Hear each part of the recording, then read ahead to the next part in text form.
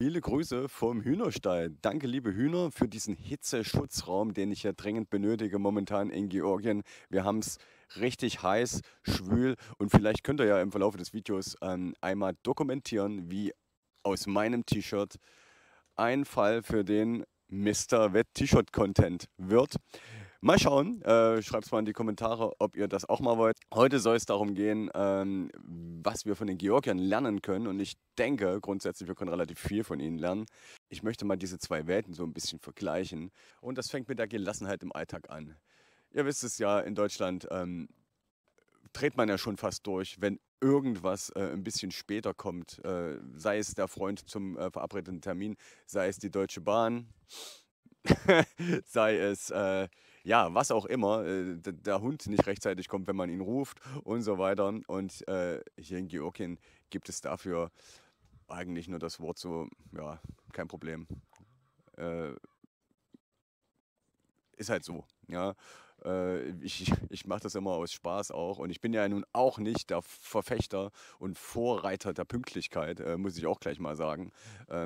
Ich drehe das alte Bismarck-Modell immer ein bisschen um, wo man sagt, des Deutschen Pünktlichkeit ist 5 Minuten vor der Zeit, bei mir ist das immer 5 Minuten nach der Zeit, okay. Aber hier ist es halt so, wenn ich jetzt hier einen Termin abmache, dann frage ich die immer vorher, meinst du denn jetzt georgische Zeit oder die richtige Zeit, ja. Und da könnt ihr schon ein bisschen abklopfen, wie die ticken, weil die georgische Zeit heißt dann, du hast einen Termin und vielleicht kommt er ja. Ja, also kann auch sein, dass er morgen kommt oder was weiß ich, alle möglichen Sachen. Man muss jetzt doch noch irgendwie mit dem Nachbarn Wein trinken, ist ganz wichtig. Lass mal morgen machen. Sagte dann aber auch erst 2 Stunden später oder wenn du ihn anrufst, so nach dem Motto, ah nee, heute doch nicht. Ähm, Keine Ahnung. Also hier könnt ihr mit diesem Mindset, dass alles akkurat geplant wird, ziemlich auf den Mund fallen, weil wenn ihr das so stark plant, dann wird euch immer irgendeiner einen Strich durch die Rechnung machen, weil ja, er ist sich an eurem Plan ja nicht hält. A, kennt er den nicht, B, ist ihm da ziemlich egal und C, ähm, gehen die Uhren halt hier ganz anders. Es geht viel mehr Gelassenheit um. So nach dem Motto, ja, okay, wird irgendwann erledigt, machen wir, aber wann genau?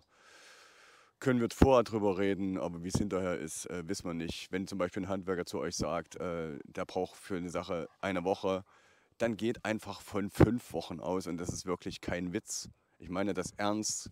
Also die sagen dann irgendwas, wo sie denken, dass sie sind ja ganz schnell und keine Ahnung und schätzen das dann so ein. Aber es kommt ja immer in Georgien, kommt immer Georgien dazwischen und aus einer Woche werden 5, 6 Wochen und das müsst ihr einfach auf dem Zettel haben und dürft dann nicht böse sein. Könnt ihr ruhig böse sein, aber es bringt euch halt nichts, hat halt keinen Sinn. Die Georgier sind halt die Georgier und irgendwie finde ich es ja, irgendwie ziemlich charmant, dass die Uhren hier halt einfach so gehen wie sie wollen. Also die Uhren gehen de facto nicht, die sind eigentlich nur Deko. Das könnt ihr schon mal über, den, über die Gelassenheit im Alltag lernen.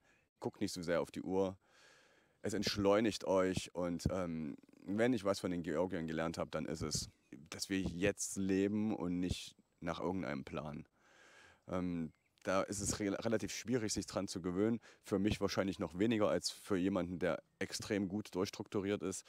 Aber es ist vielleicht einfach mal angebracht, über diese philosophische Frage, ist Zeit denn überhaupt planbar oder sollte man nicht einfach das Jetzt leben, ähm, nachzudenken. Und das kann man in Georgien sehr gut, weil, ja, wie gesagt, ihr könnt es eh nicht planen. Was ihr hier wirklich planen könnt, das ist Gastfreundschaft, Großherzigkeit, auch wenn es auf dem ersten Blick oftmals nicht so aussieht.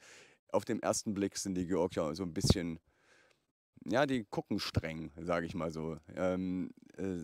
Aber wenn ihr irgendwo zu Gast seid in Georgien, wie auch immer ihr da hinkommt, ist mit dem Auto liegen geblieben und jemand lädt euch ein.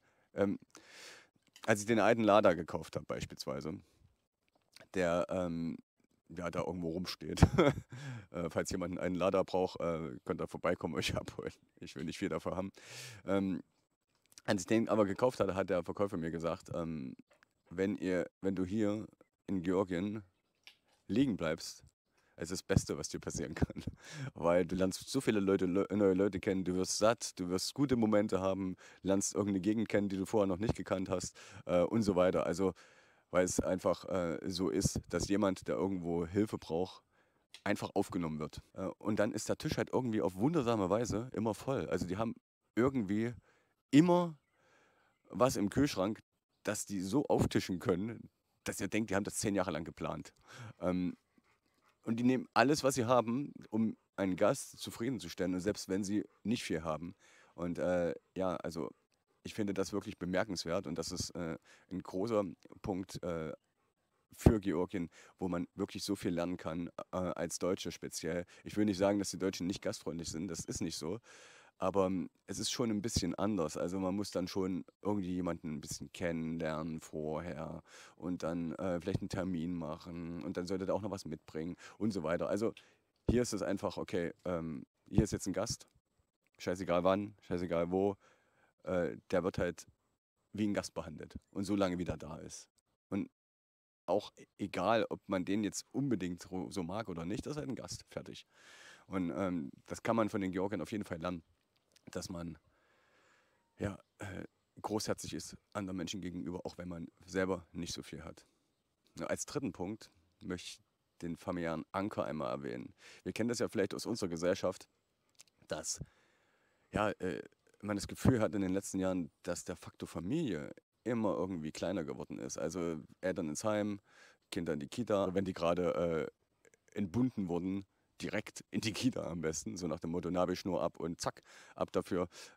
Jetzt muss sich jemand anderes drum kümmern, damit die Mutter wieder arbeiten kann. Ähm, Nachbarn kennen sich kaum noch, sehen sich vielleicht mal abends und mal früh, wenn sie aus dem Haus gehen oder ankommen. Und hier ist das halt so, als würde man irgendwie in dem Deutschland von früher wohnen, was diese Werte angeht. Es ist ganz normal, dass irgendwie 3 Generationen unter einem Dach wohnen hier. Also, natürlich bleibt die Oma so lange im Haus, bis sie stirbt. Und natürlich kümmern sich die Kinder darum, dass es ihr gut geht, so nach dem Motto, sie gehen für sie einkaufen oder was weiß ich.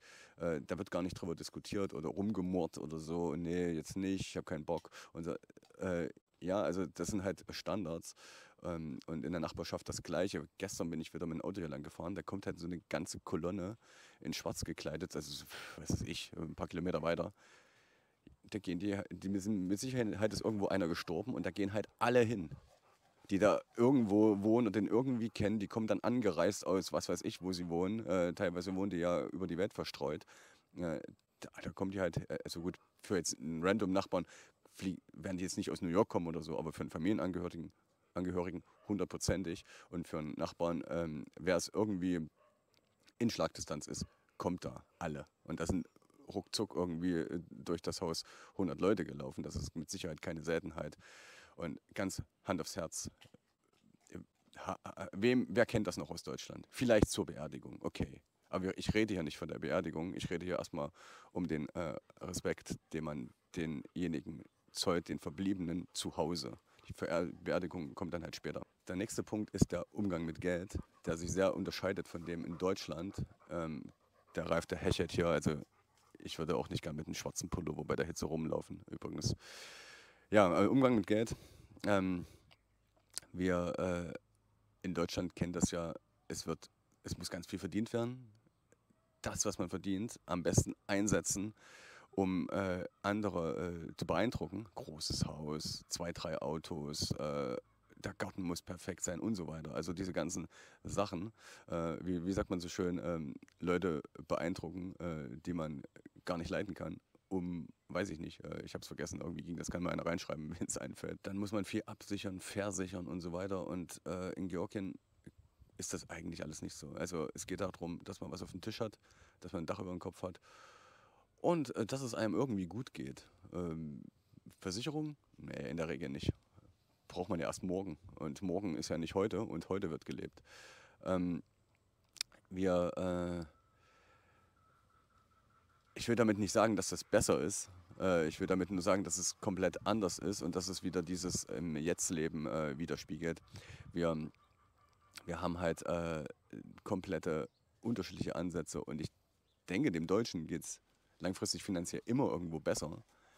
Aber geht es ihm denn auch wirklich besser im Leben, im Moment und so weiter? Und das ist halt immer die Frage. Und ich denke, die Georgier können uns in diesem Punkt was vormachen, wie wir den Moment nutzen. Und wir können den Georgiern vielleicht was vormachen, wie wir den nächsten Moment planen, sage ich es mal so. Und ja, also wir können von den Georgiern viel lernen, aber sie auch ein bisschen von uns, ganz sicher. Mit dem fehlenden Geld kommt dann auch oft das Talent zu improvisieren. Und das haben die Georgier. Ich sage ja immer, die Handwerker, wenn ihr deutsche Ansprüche habt und so, macht euch da nicht wild.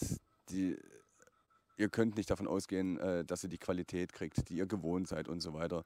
Das Problem ist, oder kein Problem, die Sache ist, das ist ja auch gar nicht unbedingt so notwendig, weil die Leute brauchen diese Qualität ja nicht. Die leben ja ganz anders, die legen auf ganz andere Sachen Wert und manche Sachen, wo wir richtig viel Wert legen, die registrieren die gar nicht. Und was die Georgier auch wirklich gut können, ist irgendein Problem zu lösen, dass es wieder irgendwie läuft. Also was ihr hier manchmal seht für Konstruktionen, dass etwas gelöst hat, was nicht funktioniert hat und jetzt doch wieder funktioniert, da würdet ihr die Hände über den Kopf manchmal schlagen und den nächsten Handwerker rufen oder das gleich wegschmeißen. Aber die Sache ist, die reparieren das, es läuft und dann bleibt es aber eben auch so. Ja, es ist dann nicht so, dass einer noch kommt und das dann schön macht. Nee, wenn es funktioniert, dann funktioniert es ja. Was anderes ist jetzt nicht so notwendig. Deswegen, Beispiel Rückfassade vom Haus. Sieht man nicht, braucht man nicht. Die Fassade oder die Wand ist nur dazu da, dass das Haus halt stehen bleibt. So ungefähr könnt ihr euch das vorstellen. Und so könnt ihr euch das auch vorstellen, wie manchmal die Handwerkskunst hier funktioniert, wie man hier an Sachen rangeht. Und diese Mentalität, also wenn ihr das nicht gewohnt seid, dann könnt ihr da wirklich, kann ich das zur Verzweiflung bringen. Aber irgendwie müsst ihr damit umgehen. Und wenn ihr mal richtig drüber nachdenkt, ist ja auch so ein wahrer Kern ein bisschen mit dran, wo man von den Georgiern auch was lernen kann, weil sie investieren nur das Notwendige in etwas, damit sie danach wieder Zeit für sich selbst und ihre Familie und ihre Nachbarn und ihren Wein und ihren schönen gedeckten Tisch haben. Also der Georgier, und ich kann es nur immer wieder sagen, der denkt erstmal an jetzt. An, was kann ich jetzt machen, um irgendwie, dass es mir gut geht. Wenn der Georgier ein paar Tage Geld verdient hat beispielsweise, dann ist es oftmals so, dass er auch erstmal ein paar Tage zu Hause bleibt. Weil er kann ja jetzt essen, er kann jetzt das machen, was er braucht. Und wenn es dann wieder drückt, dann geht er halt wieder los. So ungefähr ist das oftmals. Ich will das jetzt nicht als Schablone über alle legen, aber da ist mit Sicherheit was Wahres dran. Und wenn wir was von denen lernen können, dann ist es einfach den Moment jetzt zu akzeptieren und auch zu leben. Damit einhergeht natürlich auch Bodenständigkeit. Also die Georgier sind sehr bodenständig. Sie haben zwar oft große Pläne und was sie alles machen wollen und dann gehen sie nach Europa und kriegen ganz viel Geld und machen dies und das, aber am Ende sind sie sehr bodenständig, sehr ortsverbunden, sehr ihrem Mikrokosmos verbunden, ihrem Land verbunden, überall hängen Fahnen. Die Georgier sind sehr stolz auf ihre georgische Kultur. Die waren ja schon der Rebell zu Sowjetzeiten. Und ich habe ja in dem letzten Video das mal mit Weißrussland verglichen. Es ist ein himmelweiter Unterschied. Die Leute hier, die funktionieren nicht so, wie andere wollen. Und das ist meiner Meinung nach auch, wo wir Deutschen uns eine Riesenscheibe abschneiden können. Die Georgier funktionieren nicht so, wie andere das gern hätten. Die funktionieren so, wie sie es gern hätten. Und für mich ist das der wichtigste Punkt mit dem im Jetzt sein, im Jetzt leben, den ich als Deutscher von den Georgiern lernen kann und der mir auch wirklich gut gefällt, so sukzessive in der Umsetzung. Ich will jetzt nicht sagen, dass ich schon ein richtiger Georgier geworden bin, aber ich lasse mich da gern drauf ein. Also das gefällt mir echt ganz gut. Vielleicht könnt ihr auch einfach mal über eure Erfahrungen berichten, die ihr mit Georgiern gemacht habt, gern auch mit anderen Nationen, wie ihr das seht, vielleicht habe ich auch eine ganz andere Wahrnehmung als ihr oder erzähle nur Mist, keine Ahnung. Ihr könnt mich gerne korrigieren, wenn es auf zivilisierte Art und Weise geschieht, dann werde ich auch zivilisiert zurückantworten. Das wisst ihr ja. Und wenn ihr sonst irgendwas habt, wo ich euch helfen kann, schreibt es entweder unten rein oder kontaktiert mich auf den Wegen, die ihr unten findet.